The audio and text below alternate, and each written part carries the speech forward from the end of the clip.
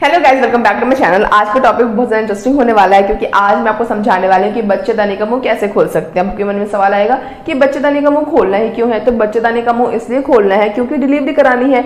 जब किसी को डिलीवरी होती है, जब किसी की डिलीवरी होती है तो उस टाइम पे बच्चेदानी का मुंह खोलना बहुत ज़रूरी होता है। अगर आपके बच्चेदानी का मुंह नहीं खुलेगा तो नॉर्मल डिलीवरी होगी ही नहीं। आपकी डिलीवरी कैसे होगी? सी सेक्शन के जरिए, यानी कि ऑपरेशन के जरिए क्या होगा? बच्चा होगा, जो कि कोई भी नहीं चाहता, क्योंकि सबको पता है कि जब बच्चा ऑपरेशन के जरिए होता है तो शरीर को बहुत ज्यादा खामियाजा भुगतना पड़ता है, तमाम तरीकों की दिक्कतों का सामना करना पड़ता है। तो कोई भी नहीं चाहता ना, सब चाहते हैं कि उनकी डिलीवरी कैसी हो? नॉर्मल हो।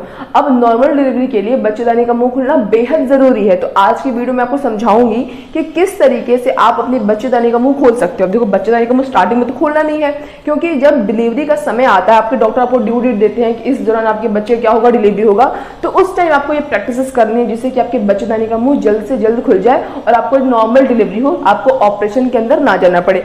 तो स्टार्ट करते हैं। देखो, सबसे पहले लिखा हुआ है कि प्रेगनेंसी के 8 महीने तक प्रेग्नेंट महिला को अपनी डाइट का ख्याल रखना पड़ता है, वॉक करना पड़ता है और एक्सरसाइज करनी पड़ती है। देखो, बहुत सारे लोगों को ऐसा लगता है कि जब प्रेगनेंसी होती किसी को तो लेटे लेटे पूरी प्रेगनेंसी को बतानी होती है, जबकि ऐसा बिल्कुल भी सही नहीं है। आप लेटे लेटे अगर प्रेगनेंसी को अपने पूरा बिता दोगे तो आपको बहुत ज्यादा हेल्थ कॉम्प्लिकेशंस हो जाएंगे। आपको डिलीवरी में बहुत तरीके की समस्याओं का सामना करना पड़ सकता है। इसीलिए आपको अपनी प्रेगनेंसी के दौरान बहुत ही एक्टिव रहना चाहिए। बट हाँ, ये है कि आपको निगरानी रहनी चाहिए। ऐसा नहीं कि आप कुछ भारी उठा रहे हो, बहुत ज्यादा हैवी वर्कआउट कर रहे हो, आपको ऐसा बिल्कुल भी नहीं करना चाहिए। लेकिन हाँ, ये जरूर है कि आपको बिल्कुल एक्टिव रहना चाहिए। आपको प्रेगनेंसी के दौरान अपने डाइट का खास ख्याल रखना चाहिए, आपको वॉक करने चाहिए और आपके डॉक्टर जो सजेस्ट करते हैं वो आपको एक्सरसाइज करना चाहिए। एक तो प्रेगनेंसी के दौरान एक्टिव रहना बहुत ज्यादा जरूरी होता है, ये आपको जरूर से जरूर करने चाहिए। ठीक है, फिर कह रहा है गर्भावस्था के शुरुआती 3 महीने बहुत नाजुक होते हैं और मिसकैरेज का खतरा बहुत ज्यादा होता है। तो जब आपकी प्रेगनेंसी स्टार्ट हो रही होती है तो जो स्टार्टिंग के 3 महीने होते हैं ना, उसमें आपको खास ख्याल रखना पड़ता है। उस टाइम पे ज्यादा हैवी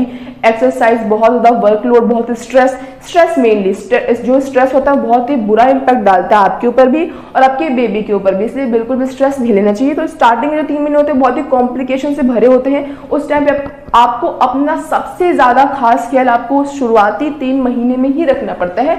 उसके बाद की जो प्रेगनेंसी होती है वो तो आरामदायक होती है। तो लिखा भी है कि वहीं दूसरी तिमाही जो आपको सेकंड ट्राइमेस्टर आता है वो आरामदायक होती है और तीसरी तिमाही में दिक्कतें बढ़ने लगती हैं। जैसे जैसे समय करीब आता है, लोगों को स्ट्रेस भी होता है कि बेबी पता नहीं सी सेक्शन से कहीं ना हो जाए, बेबी हमारा नॉर्मल डिलीवर तो हो जाएगा ना, कोई दिक्कत तो नहीं होगी, कोई कॉम्प्लिकेशन तो नहीं होगा। तो इन तरीके की तमाम तरीके की जो चीजें होती हैं वो महिलाओं के दिमाग में चलती रहती हैं। तो अगर आप आज की वीडियो पूरी देखोगे तो आपको पता चल जाए किस तरीके से आप अपने बच्चेदानी का मुंह खोल सकते हैं, जिससे कि आपका बेबी नॉर्मल डिलीवर हो जाए।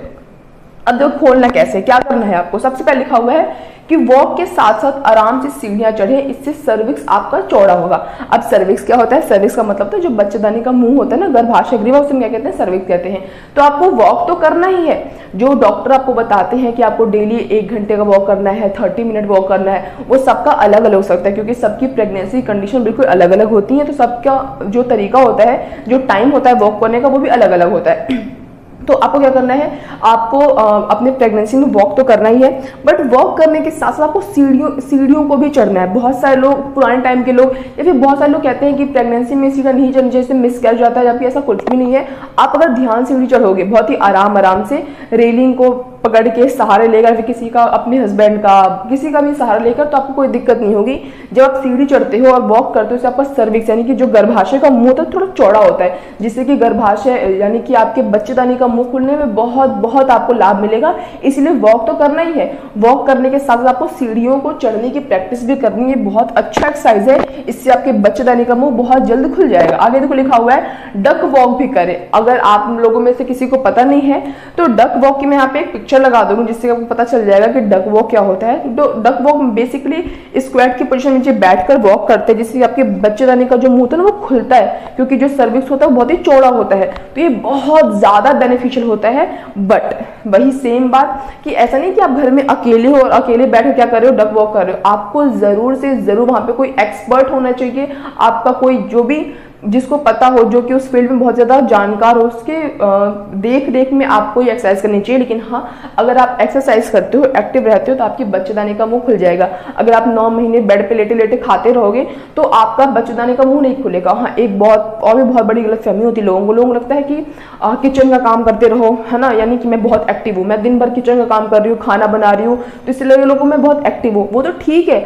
आप खाना बना रहे हो, आप एक्टिव हो, लेकिन जो एक बेसिकली आपके जो गर्भाशय को, जो आपके बच्चेदानी को जो खोलने की एक्सरसाइज है, वो कुकर में चने चढ़ाने वाली एक्सरसाइज थोड़ा है। तो वहां पे आप एक्टिव हो, बात अलग है, लेकिन ऐसा नहीं कि अगर आप वहां पे एक्टिव हो तो आप अपने एक्सरसाइज को अवॉइड कर सकते हो कि बाकी का टाइम तो मैंने किचन में काम किया ही है, बाकी का टाइम मैंने ये सब काम तो किया है, तो काम करते हैं, वॉक को अवॉइड करते हैं, सीढ़ी चढ़ने को अवॉइड करते हैं, डक वॉक को अवॉइड करते हैं। ऐसा बिल्कुल भी नहीं करना आपको।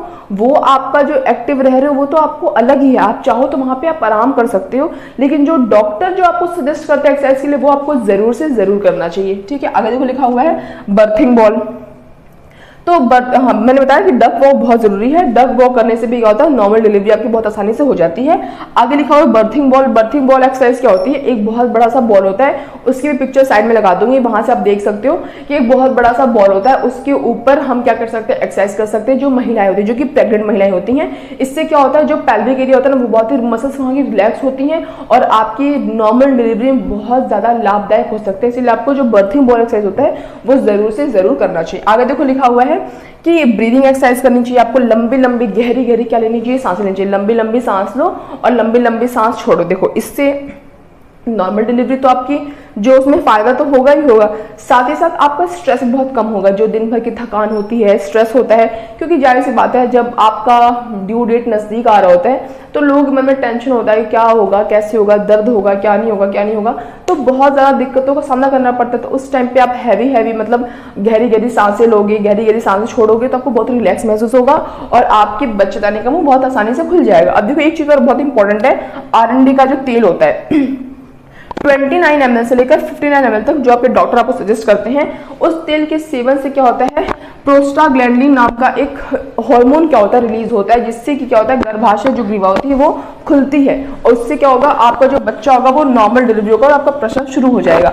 आगे लिखा हुआ है ब्रेस्ट या फिर निप्पल को स्टिमुलेट करने से भी क्या होता है कि जब आप अपने ब्रेस्ट को या फिर निप्पल को स्टिमुलेट करते हो तो इसको स्टिमुलेट, यानी कि स्टिमुलेट का मतलब होता है उत्तेजित करते हो। उत्तेजित करने से क्या होता है, ऑक्सीटोसिन नाम का हार्मोन रिलीज होता है, जो कि आपके गर्भाशय को जहाँ पे कॉन्ट्रैक्शन होता है और आपका जो बच्चेदानी होता है उसका मुंह खुल जाता है। तो सारे तरीके होते हैं जिन तरीके से आप अपने बच्चेदानी का मुंह खोल सकते हो, और अगर आपके बच्चेदानी का मुंह खुल जाएगा तो डिलीवरी तो आपकी नॉर्मल हो ही जाएगी। बाकी किसी को और भी कोई कॉम्प्लिकेशन होता है कि बच्चा घूम गया है या फिर बच्चे के गले में जो नाड़ होती है वो लिपट गई है, तो वो अलग बात होती है। बट जिन महिलाओं का सी सेक्शन होता है, क्योंकि उनकी बच्चेदानी का मुंह खुला ही नहीं, क्योंकि वो एक्टिव नहीं थे, वो वॉक नहीं कर रहे थे, वो एक्सरसाइज नहीं कर रहे थे, वो डक वॉक नहीं कर रहे थे, वो अपना प्रॉपर डाइट में ख्याल नहीं रख रहे थे, वो स्ट्रेस ले रहे थे, इन सभी चीजों को मैनेज करोगे तो आप अपनी बच्चेदानी का मुंह बहुत ही आराम से खोल लोगे और जब आपकी बच्चेदानी का मुंह खुल जाएगा तो डिलीवरी तो नॉर्मल हो ही जाएगी। तो सारे तरीके हैं। बाकी उसके अलावा आपको डाइट का खास ख्याल रखना है। ऐसा भी माना गया है कि लास्ट महीने में जो 9 महीना आता है उसमें खजूर खाओ, अनाज खाओ, इससे भी क्या होता है, आपकी जो बच्चेदानी का मुंह होता है वो खुलने में बहुत ज़्यादा आपको मतलब उससे फायदा मिल सकता है। तो आज की इस वीडियो के लिए बस इतना ही, मिलेंगे नेक्स्ट वीडियो में किसी बहुत इंटरेस्टिंग इन्फॉर्मेटिव टॉपिक के साथ। तब तक अगर आपको मेरी आज वीडियो अच्छी लगी हो, इंटरेस्टिंग लगी हो, इन्फॉर्मेटिव लगी हो तो वीडियो को लाइक कर देना और ऐसे इंटरेस्टिंग इन्फॉर्मेटिव टॉपिक्स के लिए मेरे चैनल सब्सक्राइब करना। That's all, bye guys.